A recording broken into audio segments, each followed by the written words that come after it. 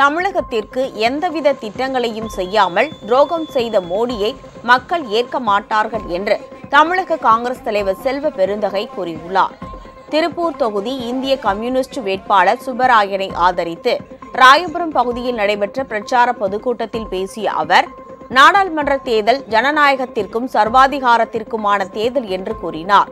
BJP பொய்யான வாக்குறுதிகளை அள்ளி வீசி வருவதாகவும் அவர் தெரிவித்தார்.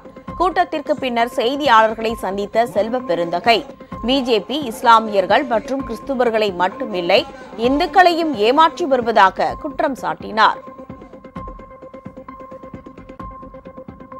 உங்கள் ராஜ் நியூஸ் தொலைக்காட்சியில் திங்கள் முதல் வெள்ளி வரை தினந்தோறும் பிற்பகல் 2 மணிக்கு உங்கள் பகுதியில் உள்ள குறைகளை நேரலையில் தெரிவிக்கும் புகார் பெட்டி நிகழ்ச்சி.